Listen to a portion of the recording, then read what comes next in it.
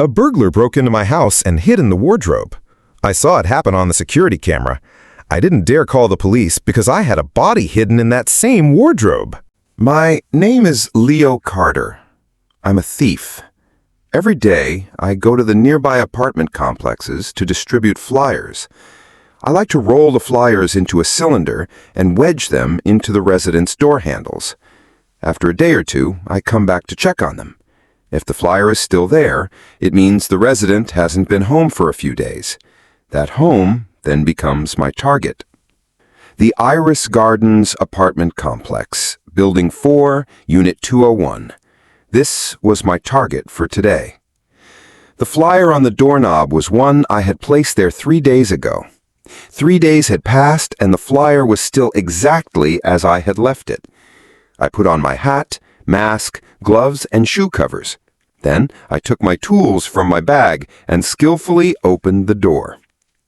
A fresh scent wafted from inside the house. It smelled so pleasant. I gently closed the door and began to survey the layout of the room. This was my habit, familiarizing myself with the environment to better handle any unexpected situations. It was a standard studio apartment. The bathroom was next to the kitchen, and the balcony had security bars. There was only one toothbrush and cup in the bathroom. The shoe cabinet was filled with women's shoes. I could conclude that the resident was a woman living alone. Since it was a woman, my primary target was naturally jewelry. If there were any valuable electronics, even better. After all, in this day and age, few people keep cash at home. I found a jewelry box in the nightstand drawer. 2 bracelets, 1 necklace, 2 pairs of stud earrings, and 1 ring, all solid gold. I packed them all into my pocket. This trip was already a success. Experience taught me one truth: quit while you're ahead. So I closed the drawer and prepared to leave.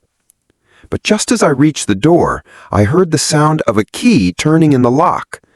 My scalp instantly went numb. In a panic, I quickly retreated to a corner and hid inside the wardrobe. After all, it was the only place in the room large enough to hide a person. I closed the wardrobe door and let out a long sigh of relief. As I listened to the sounds at the door, I mentally rehearsed my countermeasures. I heard the front door close, followed by the sound of high heels. The owner was indeed a woman. Because the wardrobe was in a corner and faced the door, I could see the entire room through the crack in the wardrobe door.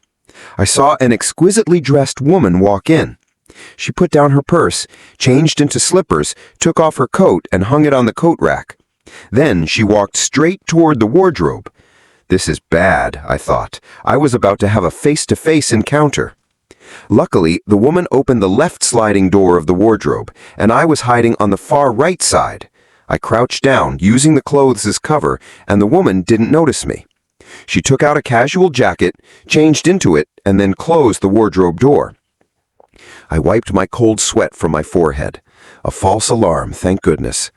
The woman went into the kitchen and washed an apple for herself. Then she turned on the TV and sat down on the sofa. A gardening show was playing. She watched TV while eating her apple. I hid in the closet, not daring to breathe, waiting for an opportunity to leave. I had already prepared for the worst-case scenario. I would just bolt out.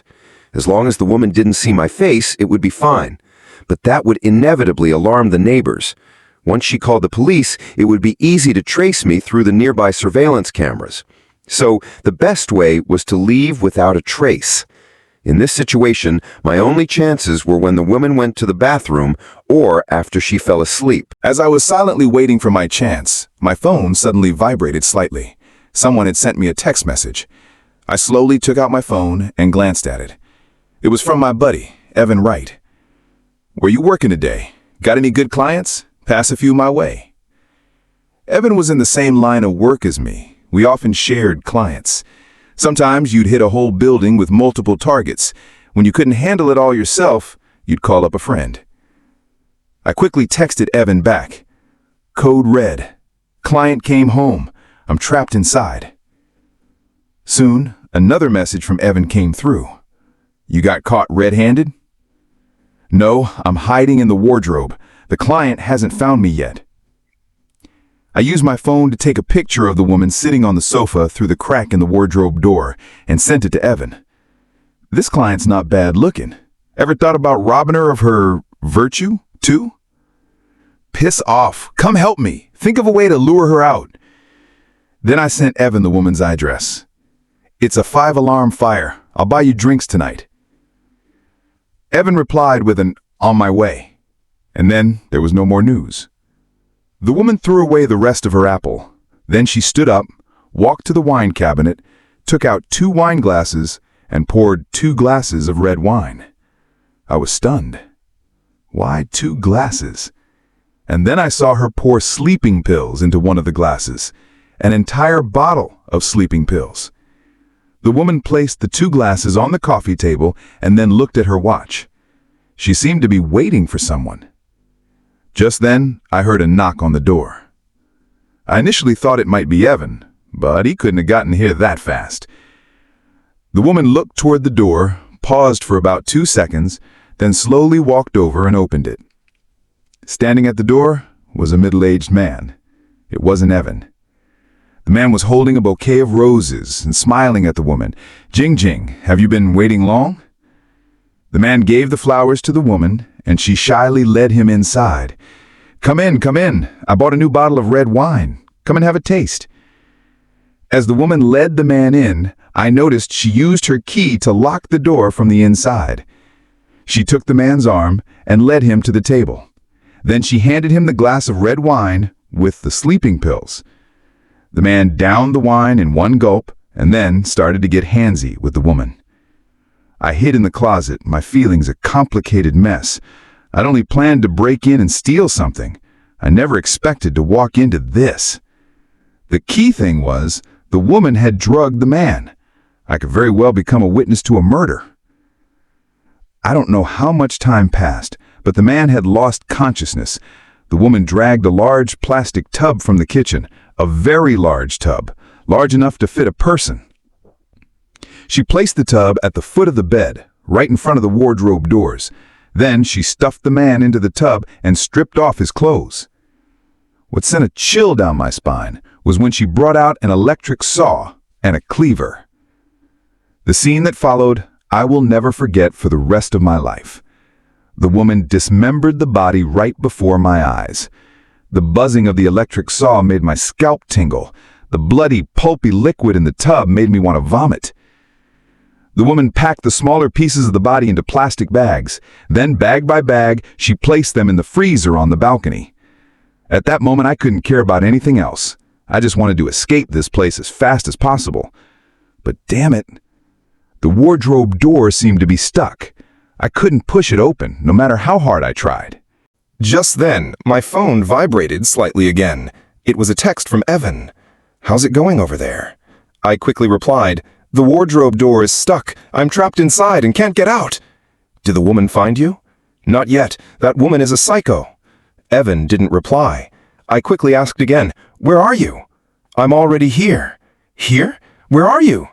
"I'm right above you." My heart suddenly clenched. I shot my head up. Using the light seeping through the crack in the wardrobe door, I saw a twisted, fierce face staring down at me from above. It was Evan's face. Evan's face was motionless, his eyes wide with fury, his mouth agape. Through a gap in the hanging clothes, I saw a rope around his neck. The other end of the rope was tied to the clothes rod at the top of the wardrobe. I couldn't believe it. Evan had been dead in this very wardrobe I was hiding in all along, and his body was hanging right behind me. What was even more terrifying was that an eye was pressed against the crack in the wardrobe door from the outside. The woman was right in front of the door. She had known I was here all along. I quickly pulled out the dagger I carried for self-defense, but before I could react, a sharp pain shot through my chest. Accompanied by the buzzing of an electric saw, the blade pierced through the door crack and into my body. My name is Julian Astor, but people call me Jing Jing. Of course, Julian is just one of my names, because in reality, I'm a serial killer. I'm a beautiful woman with a great figure and face. Beautiful. Actually, I'm a man. I have a slender build and delicate features. I also have a voice that can sound as fine and smooth as a woman's. These physical traits were given to me by nature. However, there was a time when I was ridiculed and ostracized by everyone around me because of them. So, I came to a new city, and with my natural advantages, I changed my identity and began to dress as a woman. I became a woman. A beautiful woman with an excellent image and temperament. As everyone knows, the identity of a beautiful woman can bring many conveniences in life. At least for me, this attire has made me much more popular than before. More importantly, it helps me conceal my identity as a serial killer. I particularly enjoy growing flowers, so I opened a flower shop downstairs called Serenity Blooms. Because of my outstanding image and sweet voice, the flower shop never lacked male customers. Of course, their purpose in coming to the shop was not purely to buy flowers. We're all men, I naturally understand. I like to kill. The thrill of killing gives me an unprecedented sense of satisfaction. More importantly, I like to use bones as fertilizer. Then, I use it to cultivate the flowers and plants in my shop. Because bones are rich in the nutrients plants need. Compared to chemical fertilizers, they are more environmentally friendly. I like flowers and plants because they are serene and soothe me. I hate animals because they are active and make me unrestless. So, I like to turn animals into spring mud to nurture the flowers. I once tried to catch stray cats and dogs to make fertilizer, but they have too much fur and are really difficult to clean. In comparison, killing people is much simpler. So, later, I replaced the raw material for my fertilizer from animals to humans. The first person I killed was a female colleague I once had a crush on. She was beautiful, my first love. When I was still presenting as a man, I had pursued her, but back then she never gave me the time of day. She even went around telling people I was effeminate and had no masculinity. It caused me to be ridiculed by the entire company. Later, I quietly killed her. I took the jewelry from her body and dismembered her. I turned her bones into fertilizer and used it to grow a pot of roses. That pot of roses later grew exceptionally well. Even when I moved to a new city, I always brought it with me. I felt it brought me good luck. So, I placed it on the stone steps at the entrance of my flower shop as a treasured centerpiece. Of course, I couldn't bear to sell it. I wanted to keep it forever. I wanted to look at it every day. Looking at it was like seeing her. But a month ago, my rose pot was destroyed. A drunk driver crashed his car onto the steps and knocked over my flower. The pot and soil were crushed to pieces under the car's wheels. The driver compensated me on the spot and asked to settle the matter privately. Although I didn't pursue it on the surface, in my heart, I had already sentenced him to death. He had killed more than just a pot of flowers. Once I've sentenced someone to death, their time is surely short. It had been several months since my last kill. My heart was starting to itch. More importantly, my reserves of fertilizer were running low. I needed to make a new batch as soon as possible. This time, I planned to kill 3 at once. One batch of fertilizer could last at least half a year. I don't usually target someone specific. The driver was just an exception. Who told him to kill my rose? Because I had agreed to settle the matter privately last time, he would come to my flower shop every few days to thank me. Over time, he began to make advances. Of course, I knew what he was after. I had investigated him. His name was Alvin Nash, the owner of a nearby hot pot restaurant. He had a family, so he always came to my shop secretly. Anyway, I was going to get him sooner or later. I might as well give him a chance. So I invited him to my place for red wine on Saturday. I told him to bring me a bouquet of roses as an apology for killing my rose pot. I also stressed that he should not be seen by anyone when he came. He was a family man, so he would be naturally more cautious about this than I was. Counting Alvin Nash, I was still too short. Of course, I never lacked for prey. My prey often came to me willingly. What kind of prey comes willingly? Of course, only thieves. Using thieves as prey has many advantages. First, thieves come uninvited, saving me the trouble of finding targets myself. Second, thieves will do everything possible to avoid community surveillance before they act, making it difficult for ordinary people to track their movements. Third, thieves will also do everything possible to protect themselves, such as wearing hats, masks, gloves, and shoe covers. They will try their best to avoid leaving any traces of their presence in the resident's home. And I too hoped they would do so. With these three conditions met, the risk of me being exposed after a murder is greatly reduced. This, perhaps, is the winning secret of how I, a serial killer, have repeatedly escaped the law. Thieves usually case a joint before they act, and their method of casing is usually to place flyers on residents' doorknobs. This is an old trick. Whenever I see a flyer on my doorknob, I get unusually excited. Of course, not all flyers are left by thieves. All I can do is try my best not to let the flyer fall off the doorknob. I looked forward to a thief visiting my home every day. Half a month ago, flyers finally started appearing on my doorknob again. I was overjoyed. Finally, another prey was about to deliver itself to my door. Every time I left the house, I would carefully secure the flyer. I was waiting for the prey to take the bait. Because I had a cat, I had installed a security camera in my home. Later, my cat kept trying to eat the materials I used for fertilizer. So, I killed the cat and made it into fertilizer too. The security camera, however, remained in use. It was a high-definition, auto-zooming lens that could automatically identify and capture moving targets. Once someone entered my home, the camera would send me an alert through the cloud on my phone. So, once the prey arrived, I would know immediately. I was looking forward to this new encounter. However, several days passed and my prey had yet to make a move. Was he too busy with other jobs and hadn't gotten around to me yet? Or was the flyer on the doorknob just a regular sales ad? Well, I'd just have to wait patiently. Rushing wouldn't help. Recently, another man named Evan Wright had been frequenting my flower shop. He liked to wander around the shop, looking here and there. Sometimes he would hide behind the flower racks and sneak glances at me. He looked to be the same type as Alvin Nash. Since he came so often, we gradually got to know each other. I told him my name was Julian Astor, but he could call me Jing Jing, and that I wanted to be his friend. He told him his name was Evan Wright, that he didn't have many hobbies, but he also liked to grow flowers and plants. He said he especially liked the flowers in my shop, which was why he came so often. Men's words are always so disingenuous. If I weren't a man myself, I might have almost believed him, but in any case, he was very good for my business. At first, he would only buy 1 or 2 pots of flowers.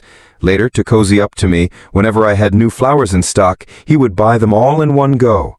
Sometimes when I got a new shipment of pots, he would even come over to help me unload them. Thanks to Evan's patronage, the flowers in my shop sold out exceptionally fast. As a result, I ran out of fertilizer even sooner. This wouldn't do. Without my premium fertilizer, how could my flowers and plants grow well? Unfortunately, the prey I had been waiting for so long had yet to appear. Well then, I guess I'll just use this Evan to make do for now. I had already looked into his background. He was from out of town, with no connections, no relatives, no friends. He was the perfect prey. This morning, Evan came to my flower shop as usual. He asked if I had any new flowers in stock. I said not yet. To thank him for his continuous patronage, I invited him upstairs to my apartment. Evan agreed immediately. I saw a faint smile appear on his lips. He must have been waiting for this day for a long time. I led Evan upstairs. After we entered, I told him to watch some TV first. The gardening show was playing. It was my favorite. Evan complimented me on my artistic taste. I laughed to myself, thinking he'd soon be fertilizer. I took out 2 wine glasses and a bottle of red wine from the cabinet. I filled the glasses. Then, while Evan was watching TV, I secretly poured a bottle of sleeping pills into one of the glasses. I waited until the pills had completely dissolved before handing the glass to Evan. We gently clinked our glasses. Evan took a large gulp and nodded repeatedly, signaling that the taste was good. I told him to drink slowly, then used the excuse of going to the kitchen to wash fruit to start preparing my tools. When I came out of the kitchen, half of the wine in Evan's glass was already gone. I brought out some fruit to serve him. Evan, however, seemed a bit listless. I asked him if he was feeling unwell. He said he was suddenly feeling sleepy and wondered if he hadn't slept well last night. I said it was probably because he had tired himself out helping me with work this morning. I told him to lean back on the sofa and rest for a while. Before long, Evan had fallen into a deep sleep. I found his phone on him and used his fingerprint to unlock it. I also changed his phone's passcode. To eliminate any future trouble, I had to be 100% familiar with my prey. And the best way to get to know someone is through their phone. To my surprise, I discovered that Evan Wright was a thief. In his chat history, I found messages between him and his accomplices sharing clients. I even checked their social media profiles one by one and saw a few familiar faces. You really can't judge a book by its cover. Since Evan was also a thief, it was even perfect. I really have a knack for attracting thieves. Evan was completely passed out. I decided to hide him first because today was Saturday and I had invited Alvin Nash over for wine. I hid Evan in the wardrobe. At this point, Evan was like a limp noodle. If I let him stay curled up like that, once rigor mortis set in, it would be very difficult for me to dismember him later, because dismemberment is also a meticulous process. Different parts are made into different types of fertilizer. Each piece has to be sorted. So, I used a rope to tie around Evan's neck and hung him from the clothing rod in the wardrobe. This way his body would stay straight and he would also be completely dead. Next, I tidied up the room again. I washed the wine glasses and put them back in their original place. Everything was ready. All that was left was for Alvin Nash to deliver himself to my door. But before that, I had to go out. I had used up all my sleeping pills on Evan. I had to buy another bottle. I had just bought the medicine at the pharmacy when suddenly my phone sent me an alert from the home security system. Someone had entered my apartment. Through the camera, I saw a person wearing a hat, mask, gloves, and shoe covers. With his furtive movements and this getup, I was all too familiar. Another thief. It was only then that I remembered that in my haste to leave earlier, I had forgotten to remove the flyer from my doorknob. But that was fine. I had another prey. Today was a really good day. The prey were starting to deliver themselves in groups. The one in my apartment, plus Evan in the wardrobe, plus the soon-to-arrive Alvin Nash. That made exactly 3. All right, everyone's here. Time to get to work. I had to hurry. I left the pharmacy and started rushing home. On the way, I was watching the prey's movements in real time through my phone's security camera feed. He was quite professional. He quickly found the jewelry box in the nightstand. Just as he reached for the jewelry box, I suddenly saw a wolf's head tattoo on his arm. I was very familiar with this tattoo because I had just seen it not long ago. To be precise, I had seen it on Evan Wright's social media feed. I quickly took out Evan's phone from my pocket and confirmed it. Yes, he was one of Evan's accomplices. The name Evan had for him in his contacts was Leo Carter. Leo Carter emptied the jewelry box. That was the loot I had taken from my first love, my female colleague. The woman was gone, and these were the only mementos left. How could I let this guy just take them? I had to get back as soon as possible and intercept him. If I let the prey that delivered itself to my door run off with my treasured collection, that would be a huge loss. When I got to my front door and was using my key to open it, I saw on the camera that Leo Carter had hidden in the wardrobe. All right, you've gone and joined your good buddy. Now I really can't let you go. After entering, I acted as if nothing was wrong. I put down my purse and changed my slippers. I took off my coat and hung it on the rack. Then I walked straight to the wardrobe. I needed to change into a more comfortable jacket. It would make it easier to work later. At the same time, I wanted to scare Leo Carter in the closet a little. I saw on the camera that he was hiding on the right side, so I deliberately opened the left sliding door. I didn't pointedly look at him, but I did catch a glimpse of him out of my corner of my eye. He seemed to be crouching. He must be terrified. I wonder if he'll pee his pants if he sees Evan's body. I took a casual jacket from the wardrobe and changed into it. As I closed the wardrobe door, I locked it. You like hiding in wardrobes, do you? Then you can just stay in there. There's a great show coming for you. Yes, my wardrobe door has a lock, because people often like to hide in there. I went to the kitchen and washed an apple for myself. I had been busy all day and hadn't eaten anything. I was feeling a bit hungry, but that was fine. It would help me lose weight. With this getup, I had to maintain my figure. But I'll just have an apple to tide me over for now. I had a lot of work to do later. I turned on the TV and sat on the sofa. The gardening show was still on. I really loved this show. I wonder if Leo Carter in the closet is feeling bored. Maybe I should mess with him a bit.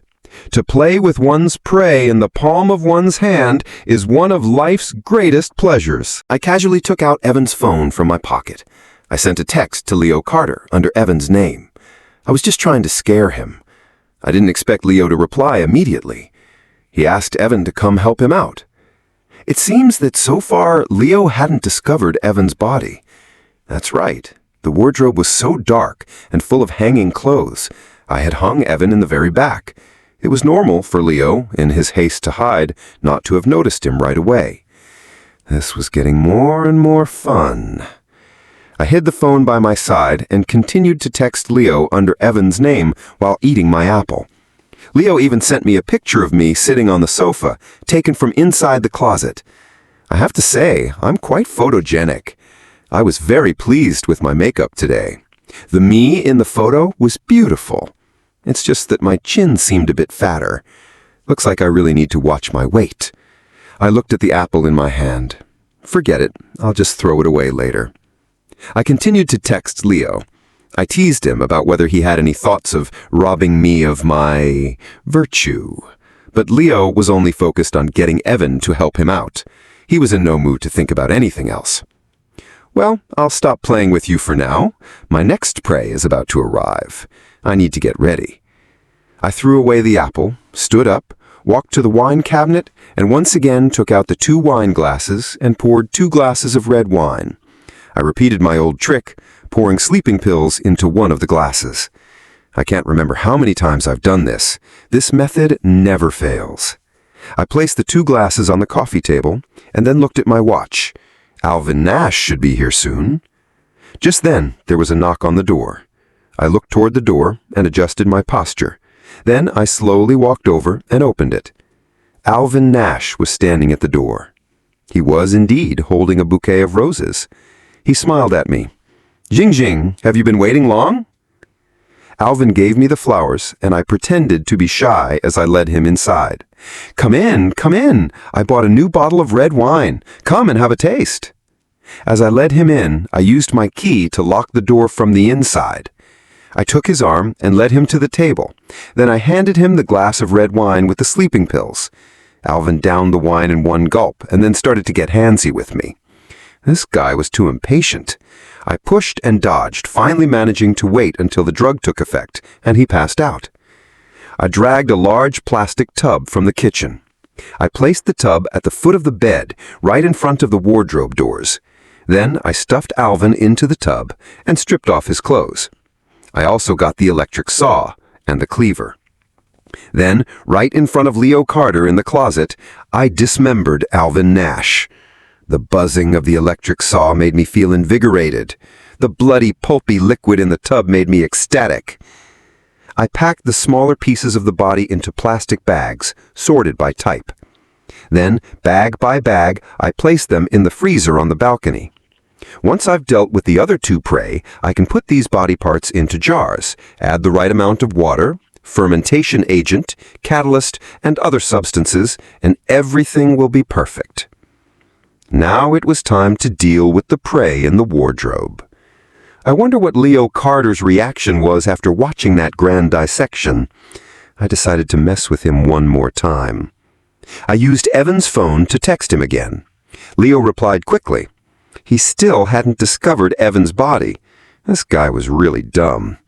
He asked where Evan was. I replied that he was already here. He asked where. I replied that he was right above him. I heard some movement from inside the closet. This time he must have peed his pants. I held the electric saw and slowly approached the wardrobe door. I stuck my eye to the crack in the door and looked inside. At that moment, my eyes finally met Leo Carter's eyes. I started the electric saw and pushed the blade through the door crack. The blade went straight into Leo Carter's body. Blood splattered. I heard a groan from inside the closet. A large amount of blood soon began to flow out from the bottom of the wardrobe. I turned off the electric saw and unlocked the wardrobe door. I couldn't wait to open the door and see the scene inside. Just then, the phone in my pocket vibrated slightly. I took it out and saw it was Evan's phone. A text message had come in. I opened it and saw it was from Leo Carter. The message had only 3 words. "You're next." Suddenly, I felt a sharp pain in my throat. A sharp dagger had pierced through the crack in the wardrobe door and into my throat. I choked on blood and fell to the ground. I saw the wardrobe door slowly being pushed open. A person walked out from inside. He was holding a dagger in his right hand and Leo Carter's phone in his left. It was Evan. He wasn't dead. My name is Evan Wright. Evan is my alias. I am a thief. Actually, I only disguise myself as a thief. I am here for only one purpose: to avenge my friends. The friends I'm talking about are not people. They are a group of old, weak, sick, and disabled stray dogs. Yes, I am avenging a group of stray dogs I adopted. I know it sounds absurd and ridiculous, but this is the truth of my heart. I am an ordinary working stiff. I have a dead-end job. I have no ambition. I don't suck up to the boss, nor do I seek promotion or a raise. In my view, I just go to work on time every day and then rot away my life. I'm a loner, unsociable, with few friends. When colleagues invite me to gatherings, I always make excuses not to go.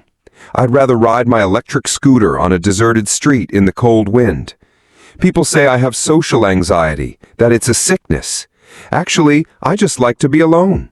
Because when you're alone, you don't have to watch people's faces, say things you don't want to say, or see people you don't want to see. In short, when you're alone, you're free, and I just like this feeling of freedom.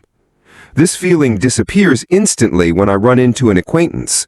This feeling is infinitely magnified when I feed the stray dogs on the street. Therefore, I like stray dogs. I consider them my friends. I rented a courtyard with earthen walls in the suburbs, specifically to shelter stray dogs. Most of them were mutts, and most were old, weak, sick, and disabled. Every day after work, I would spend some time in this courtyard. I would bring them food. I could play with them without caring about my image. I could chase them around the yard like a child, playing hide-and-seek with them. I don't do these things because I'm particularly compassionate. I just really enjoy being with stray dogs, the feeling of that freedom being infinitely magnified. But half a year ago, all the dogs in the yard were killed, one after another. They killed my friends, destroyed the spiritual playground I relied on. Through the security camera on the courtyard wall and a long period of tracking and investigation, I discovered that there were 3 people who had killed my dogs. They were Julian Astor, the owner of Serenity Blooms, Alvin Nash, the owner of Nash's Hot Pot, and a thief named Leo Carter. I also found out their respective motives. Julian had captured my dogs to make his own fertilizer. I also found out that this person was a man who dressed as a woman. Alvin Nash had stolen my dogs to make dog meat for human consumption. And Leo Carter, because my dogs had always detected him when he was stealing nearby and alerted the neighbors, causing him to fail repeatedly, had poisoned the dogs out of resentment. Although I had evidence of their crimes and I had thought about calling the police, The law doesn't make people pay with their lives for killing dogs. I also thought about Renai. I told myself they were just a bunch of stray dogs that no one cared about. But I found I couldn't stand it. Others didn't care about them, but I did. In my eyes, they were not just a bunch of stray dogs. They were living, breathing beings. They were my most important friends. It was like a thorn was stuck in my heart. The more I tried to endure it, the more it hurt. I wanted to avenge them. I actually wanted to avenge a group of dogs? Maybe I really am sick. But no matter what, I was going to avenge them. Half a year later, I began my operation. I wouldn't act blindly. I would first familiarize myself with each of their daily habits. Then I would come up with a foolproof plan. A plan that would allow me to get revenge and get away clean. I took a long leave of absence from my company. Then I first found Leo Carter. To gain his trust, I disguised myself as one of his accomplices. I told him my name was Evan Wright. My phone card and social media accounts were all new, unregistered numbers obtained through some special means. I used a completely non-existent identity. After getting to know Leo, we even started sharing clients. Of course, I never really became a thief. That was all just an act. Next, I started tailing Alvin Nash. I discovered that he would go to Serenity Blooms every few days. I also discovered that Alvin seemed to have some kind of ambiguous relationship with the flower shop owner, Julian Astor. He didn't even know that Julian was actually a man dressed as a woman. A few days ago, I overheard their conversation at the flower shop entrance. I heard Julian invite Alvin to his place for red wine on Saturday. Finally, I focused my energy on Julian Astor, the owner of Serenity Blooms. A man who dresses as a woman and likes to use animal bones to make his own fertilizer is definitely not simple. I started following Julian every day.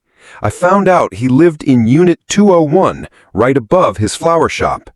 That day, I was hiding in the stairwell and happened to see him leaving. A strange action of his caught my attention. There was a flyer on his doorknob.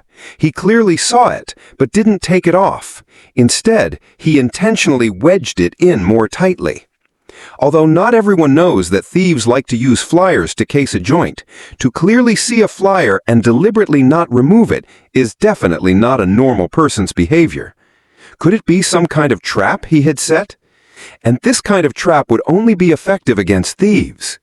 So I started looking for clues in the flower shop. I went in as a regular customer.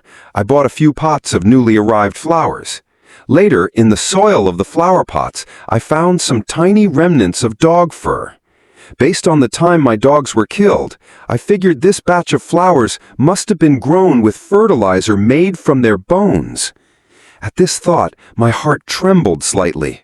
I suddenly had a new feeling. If I bought all these flowers, it would be like bringing my old friends home. So I really did it.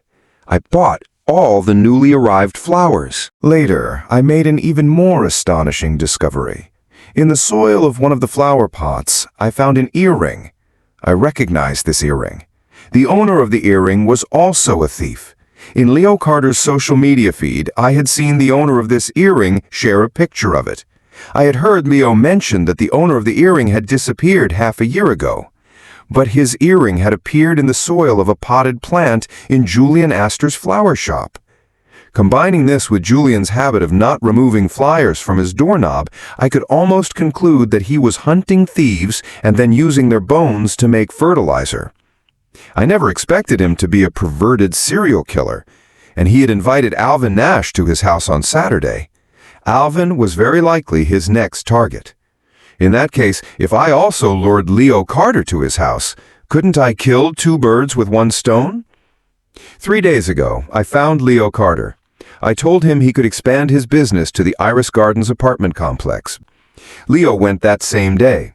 As usual, he placed flyers on the doorknobs of every household. To ensure he targeted Unit 201 precisely, I collected all the flyers from the doorknobs of the other residents in the entire building. I knew Leo's habits. Today was the third day since the flyers were distributed. He would definitely make his move. All I had to do was wait and watch the show. In the morning, I went to the flower shop as usual. I asked Julian if he had any new flowers in stock. He said not yet. To thank me for my continuous patronage, he specially invited me upstairs to his apartment. I smiled and agreed immediately. He actually took me for his prey too. However, I had long since made him my prey. Today was destined to be an extraordinary day. I followed Julian upstairs. After we entered, he told me to watch some TV first. The gardening show was playing. He said it was his favorite type of show. I paid him a perfunctory compliment on his artistic taste. Then I started to observe the layout of the room. As a serial killer, Julian had to have a place to hide the bodies, and since he used thieves as prey, he must have a security camera installed in the house. Yes, I saw a large freezer on the balcony. I also found a camera hidden in a flower pot next to the sofa. While I was watching TV, Julian went to pour 2 glasses of red wine. I pretended to be watching TV, but in reality I was watching his every move. I secretly saw Julian pour sleeping pills into one of the glasses. Then he handed me the glass with the sleeping pills. All right, might as well play the part. I immediately took a sip. I made a swallowing motion, but I didn't actually swallow. I nodded repeatedly, indicating that the taste was good. He smiled with satisfaction. He told me to drink slowly, then went to the kitchen to wash fruit. I knew he was actually going to prepare his tools. While he was gone, I took the wine glass and went behind the flower pot with the camera. Then I slowly poured the wine out. I didn't pour it all out. After all, a normal person is unlikely to finish a glass of wine in one gulp. Soon, Julian came out of the kitchen with fruit. I put on a listless act. He asked if I was feeling unwell. I said I was suddenly feeling sleepy and wondered if I hadn't slept well last night. He told me to rest on the sofa for a while. Before long, I pretended to fall asleep. Julian found my phone on me and used my fingerprint to unlock it. He also changed the passcode. He started looking through my phone. He wanted to get information on me. Unfortunately for him, all the information he saw was fabricated. Julian must have discovered that I was a thief. Because Alvin Nash was also coming today, Julian probably wouldn't do anything to me for a while. As I expected, he hid me in the wardrobe. Perhaps he was afraid I would wake up midway. He used a rope to tie around my neck and then hung me from the clothes rod. Then he closed the wardrobe door. Next, he tidied up the room again, then went out. Because there was a camera in the room, I could only stay hidden in the closet. Not long after Julian left, I heard the front door being opened again. Through the crack in the wardrobe door, I saw a person wearing a hat, mask, gloves, and shoe covers walk in. I recognized him at a glance. It was Leo Carter. Leo briefly checked the layout of the room and then began his operation. He quickly found the jewelry box in the nightstand. Leo emptied the box of all its jewelry. Just as he was about to leave, the sound of a key turning in the lock came from the door. It was Julian, back again. His timing was so perfect. Julian must have been watching the camera all along. In a panic, Leo Carter hid in the wardrobe, and he hid on my side. Well, it was the only option. After all, it was the only place in the room large enough to hide a person. Fortunately, the closet was full of hanging clothes. I did my best to cover myself with the clothes. Leo Carter didn't find me. To reduce the risk of being discovered, Leo crouched down. Because the wardrobe was in a corner and faced the door, we could both see the entire room through the crack in the wardrobe door. It's just that I was watching from above and Leo was watching from below. After Julian entered, he acted as if nothing was wrong. He put down his purse and changed his slippers. He took off his coat and hung it on the rack. Then he walked straight to the wardrobe. Julian must have just wanted to scare Leo, because he opened the left sliding door. Julian took a casual jacket from the wardrobe and changed into it. Then he closed the wardrobe door. I heard the sound of the wardrobe door being locked. Leo must have been terrified just now, because I saw him secretly wiping the cold sweat from his forehead. If he saw me right behind him, I wonder if he would pee his pants. Julian went to the kitchen and washed an apple for himself. Then he turned on the TV and sat on the sofa. The gardening show was still playing. I hid behind Leo, not daring to breathe. If he found me, the fun would be over. This reminded me of playing hide and seek with the stray dogs in the courtyard. Just then, Leo's phone received a text message. He slowly took out his phone and looked at it. I also quietly leaned down and looked at it. It was from me. I remembered that Julian had taken my phone. I quickly looked at Julian on the sofa through the door crack. Although he was sitting sideways and still watching TV, his wandering eyes and the small movements of his hands did not escape my notice. I have to say, this guy is even better at this game than I am. Leo quickly replied to me. He asked me to help him out. Leo even used his phone to take a picture of Julian sitting on the sofa through the crack in the wardrobe door and sent it to me. And Julian on the sofa actually teased Leo about whether he had ever thought of robbing him of his virtue. This was too much fun. I almost couldn't help but laugh. Unbalanced Logan. Julian threw away the rest of his apple. Then he stood up, walked to the wine cabinet, took out 2 wine glasses and poured 2 glasses of red wine. Just like he had done with me, he poured sleeping pills into one of the glasses. Julian placed the 2 glasses on the coffee table and then looked at his watch. He was waiting for Alvin Nash. Just then, there was a knock on the door. Julian looked toward the door, paused for about 2 seconds, then slowly walked over and opened it. Alvin Nash was standing at the door. He was holding a bouquet of roses and smiling at Julian. As Julian led Alvin in, I noticed he used his key to lock the door from the inside. He took Alvin's arm and led him to the table. Then he handed him the glass of red wine with the sleeping pills. Alvin downed the wine in one gulp and then started to get handsy with Julian. I hid in the closet, my feelings a complicated mess. I had to pretend to be dead, hide from Leo below me, and watch the 2 people outside. This was really hard on me. Before long, Alvin Nash finally passed out. Julian dragged a large plastic tub from the kitchen. He placed the tub at the foot of the bed right in front of the wardrobe doors. Then he stuffed Alvin into the tub and stripped off his clothes. Julian also got the electric saw and the cleaver. The scene that followed I will never forget for the rest of my life. Julian dismembered Alvin Nash right before my and Leo's eyes. Julian packed the smaller pieces of the body into plastic bags. Then, bag by bag, he placed them in the freezer on the balcony. At that moment, the crouching Leo finally couldn't take it anymore. He tried to push the wardrobe door open and escape. Unfortunately for him, the wardrobe door had long since been locked by Julian. Just then, Leo's phone received another text message from me. Julian outside had started to mess with Leo again. I leaned down and continued to look at Leo's phone screen. I asked where I was. I replied that I was already here. Leo asked where I was. I replied that I was right above him. Leo's whole body trembled visibly after he read that. He shot his head up. Since the atmosphere was already so tense, I decided to cooperate with Julian and put on another act. I deliberately widened my eyes in a furious glare and opened my mouth wide. I stared down at the Leo below me with an extremely twisted expression. Leo literally peed his pants. He really did. He frantically pulled out the dagger he carried for self-defense. Just then, Julian outside also came to the wardrobe door. He started the electric saw again and pushed the blade through the door crack. The blade went straight into Leo's body. Blood splattered. With a groan from Leo, a large amount of blood soon began to flow out from the bottom of the wardrobe. Julian turned off the electric saw and then unlocked the wardrobe door.